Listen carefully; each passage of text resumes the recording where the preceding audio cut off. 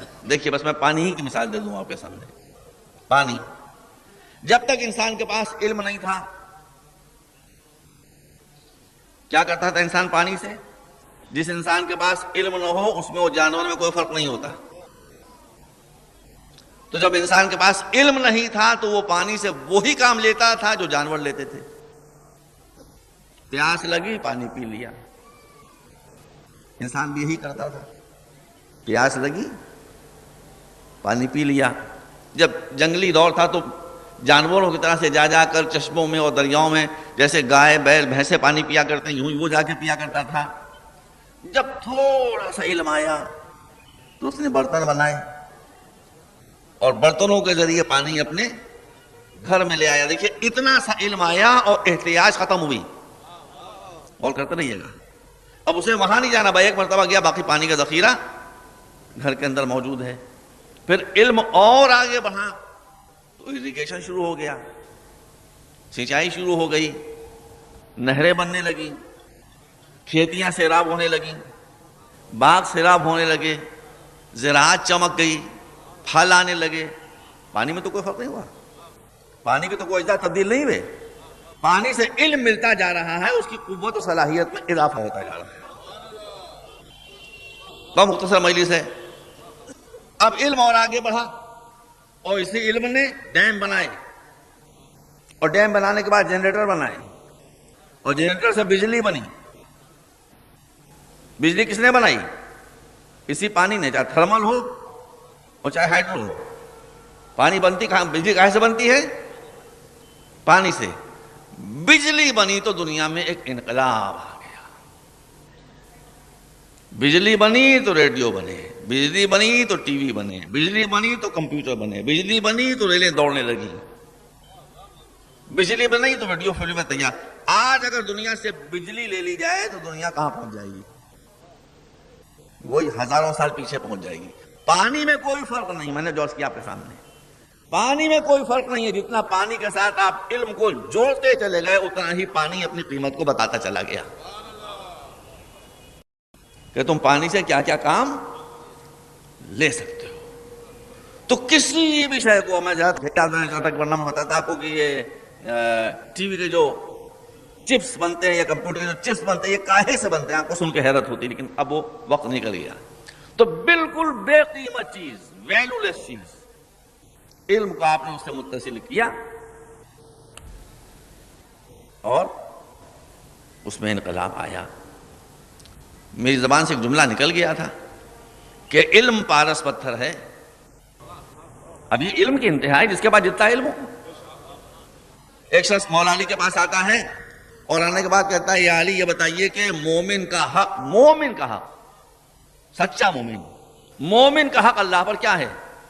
آپ نے فرمایا کہ مومن کا حق اللہ پر یہ ہے. سامنے ایک دیوار تھی مٹی کی کہ وہ مومن اگر اس دیوار سے کہے کہ سونے کی ہو جا تو یہ سونے کی ہو جائے گی. مولا نے کیا کہا تھا کہ اگر وہ کہے کہ سونے کی ہو جا تو وہ سونے کی ہو جائے گی. وہ سونے کی ہو گئی. دیکھا آپ نے سونے کی ہو گئی. تو اس مومن نے گھبرا کر کہا کہ آپ نے یہ تو نہیں کہا تھا کہ سونے کی ہو جا. آپ نے تو یہ کہا تھا کہ اگر مومن کہے. کہا کہ میں اسے کیا کروں؟ میں مومن کا حق بتا رہا تھا. اس نے امیر المومنین کا حق بتا دیا.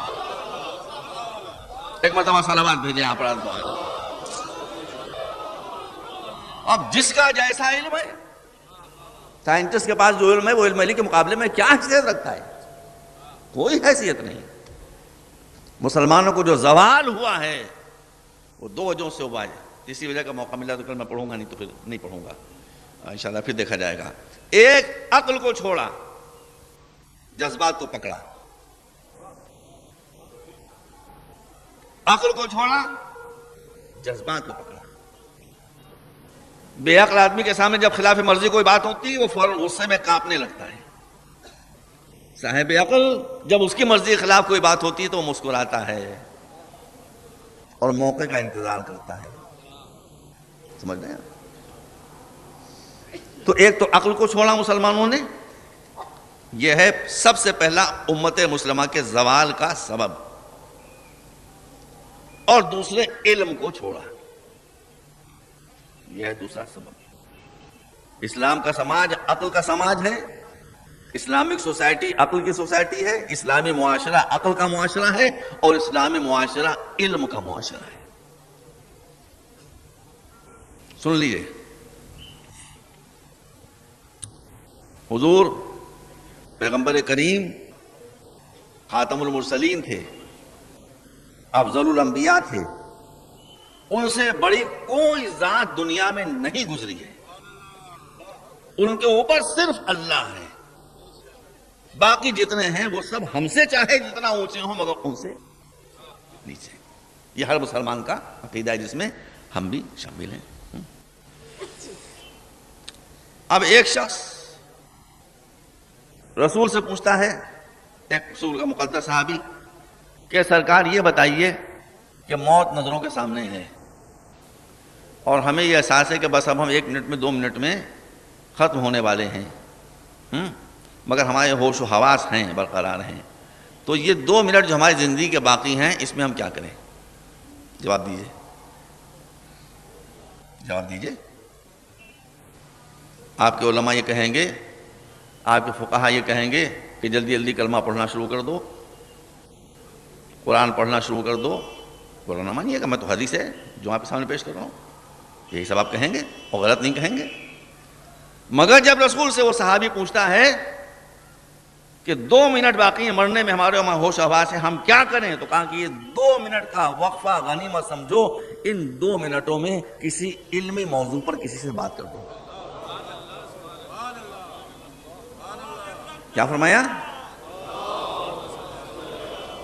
کہ 2 منٹ جو بچے ہیں اس میں کسی علمی موضوع پر کسی آدمی سے بات کر لو کہ دنیا سے جاؤ تو جاتے جاتے علم میں کچھ اضافہ ہو جائے۔ تو سیاسی نیتاؤں میں، سیاسی رہبروں میں اور نبی میں فرق یہ ہوتا ہے، چرچل بہت مشہور سیاستدان تھا، اس نے سیاستدان کی بڑی اچھی ڈیفینیشن کی ہے، گرہ میں باندھ لیجئے، جس کی بھی جو بات اچھی ہو اس کو گرہ میں باندھ لیجئے۔ چرچل ایک زمانے میں تھا نہیں، مجھے تو یاد بھی نہیں ہے، بہت زمانہ ہو گیا، مگر بہت مشہور گزرا ہے، برٹش پرائم منسٹر تھا۔ تو وہ یہ کہتا تھا کہ پولیٹیشین کی اس نے تعریف کی ہے کہ he thinks something else, says something else and does something else۔ سیاستدان کی سب سے بہتر تعریف یہ ہے کہ اس کے دل میں کچھ ہوتا ہے، زبان سے کچھ اور کہتا ہے، کرتا کچھ اور ہے۔ مگر جو خدا کا رسول ہوتا ہے وہ کہتا بعد میں ہے، کرتا پہلے ہے۔ تو اب رسول نے کیا فرمایا؟ رسول نے فرمایا کہ اگر 2 منٹ کا وقت تمہارے پاس باقی ہے اور تم ہوش و حواس میں ہو تو اس 2 منٹ کے وقت کو کسی علمی گفتگو میں صرف کر دو۔ اب کڑی سے کڑی ملائیے کہ رسول کا وقت آخر قریب آ گیا۔ کوئی کہے کہ رسول ہوش میں نہیں تھے، میں تو یہ کہتا ہوں جو یہ کہتا ہے کہ رسول ہوش میں نہیں تھے وہ خود ہی ہوش میں نہیں ہے، وہ خود ہی ہوش میں نہیں ہے۔ رسول معذرت بے ہوش ہو سکتے ہیں، رسول کے ہوش و حواس کا اثر پڑ سکتا ہے۔ تو اب رسول کا وقت آخر قریب ہے، پیشانی پر پسینہ آ چکا ہے کہ ایک مرتبہ مولا علی سے کہا علی قریب آؤ، ادنو منی، قریب آؤ، اور جب علی قریب آئے کہا اپنا کان میرے دہن کے قریب لاؤ۔ علی اپنا کان رسول کے دہن کے منہ کے قریب لے گئے۔ 1 منٹ 1.5 منٹ، اب وقت تعین کا تھوڑی دیر کا لفظ۔ اس کے بعد علی نے جب سر اٹھایا اور آپ کا کان رسول کے دہن سے دور ہوا تو لوگوں نے پوچھا کہ رسول نے کیا کہا؟